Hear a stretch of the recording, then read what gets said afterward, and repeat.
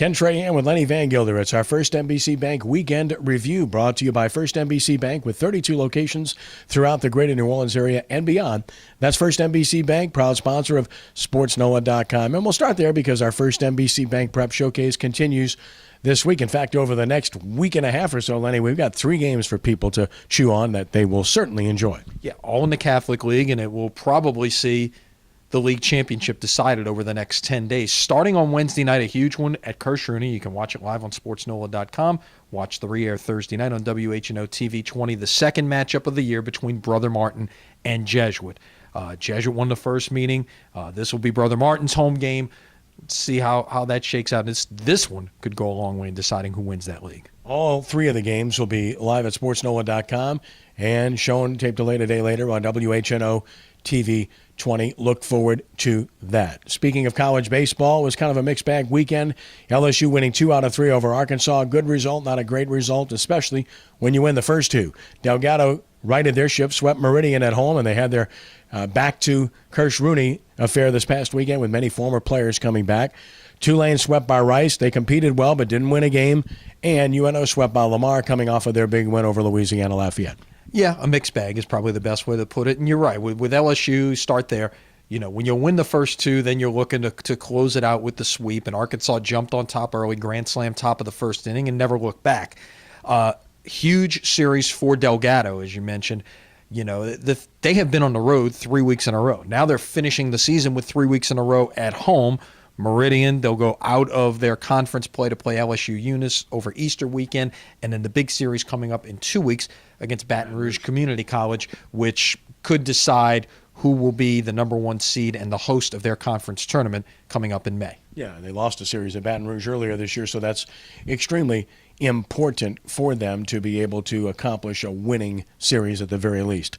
Well, when you look at the Masters, you look at Big Bubba. You're thinking about a guy that we know pretty well from Baghdad, Florida, who won in 2011 at New Orleans at the Zurich and came back and reluctantly defended after he won his first Masters in a week that he even said he wasn't ready to handle it and still played pretty well.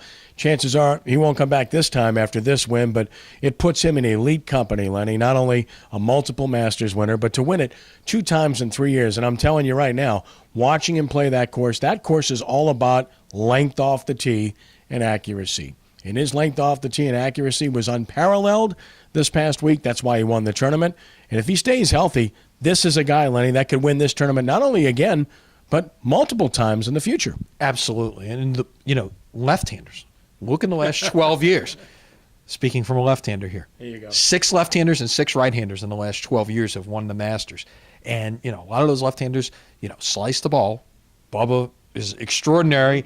And the course really sets up well for not just his length, but the shape of his shots. And, you look in particular, that massive drive that he hit on 13, which gave him a chance to reach into, that's a perfect setup for him. He hit his drive over 360 yards and had a lob wedge basically going into the green. That's a perfect situation. He didn't hit a great second shot, ended up 2-putting for birdie, but still he's got a huge advantage.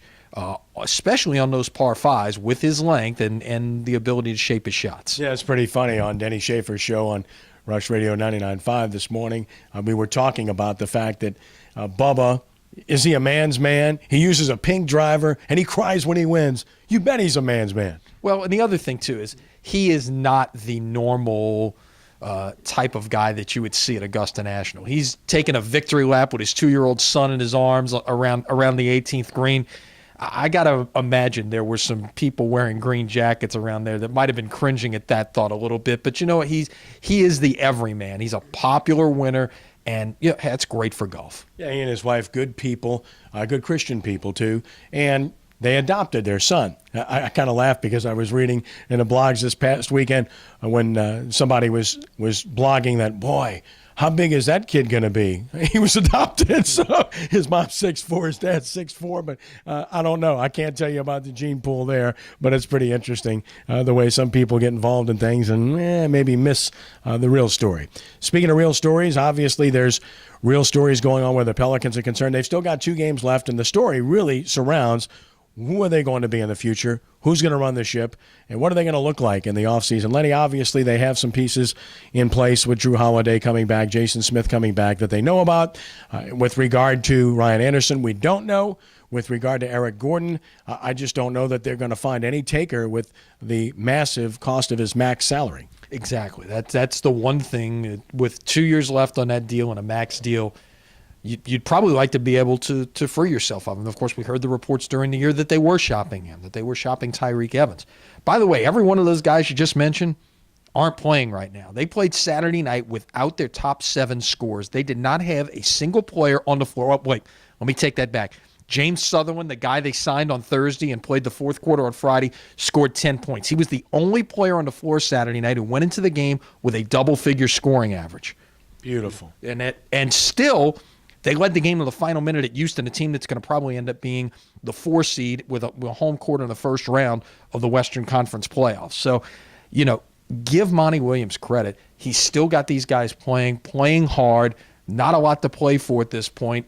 Some of these guys are probably playing for their NBA future to showcase themselves for other teams next year if they're not a part of the Pelicans or they want to be in this league next year. And still could close the season on a massive losing streak, which could leave the door slightly ajar for making moves in the offseason, even with the leadership of this organization, although I don't think that's going to happen. With regard to the team itself, they have nothing to play for, and with Oklahoma City and Houston coming in, really, Lenny, it's all about how much they want to play in and whether or not they're devoted to winning these games. Yeah, exactly. What do they have to play for at this point is, by the time you get to, say, Wednesday night, Houston may be locked into that number 4 seed and literally have nothing to play for, getting ready for the playoffs. They may be, you may not see a Dwight Howard, you may not see a James Harden, you may see some other guys. So, it could look like a fourth preseason game in the NFL, so to speak, with some of these guys on the floor. But be interesting to see, and still a chance at least. With these 2 playoff teams coming in, 2 more chances for the fans to get out and see some NBA basketball at a high level. And hopefully some optimism to build for next year. Finally, one other note on prep, and we champion prep here. My story at sportsnola.com this morning of the dedication of the entire John Ehret Athletic Complex to Ray St. Pierre. You talk about richly deserving.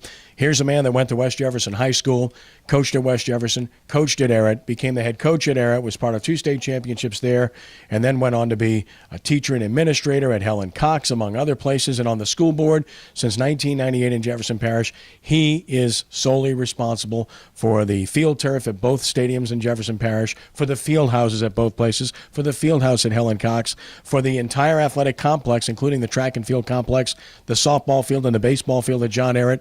No one's done more for Jefferson Parish High School athletics on the public school side of things than Ray St. Pierre. He's richly deserving. Absolutely, and a great honor. And it's, Ehret has been a program that has excelled on a number of different levels over the years without a lot of resources, without a lot of facilities on site, and this is huge for them to be able to do that today. Well, congratulations to Ray. It's well deserved. Lenny, that's going to do it. Thanks, buddy, as always. All right, we'll see you later this week. That's our First NBC Bank Weekend Review, brought to you by First NBC Bank with 32 locations throughout the greater New Orleans area and beyond. That's First NBC Bank, proud sponsor of SportsNoah.com and Maestri Field, too.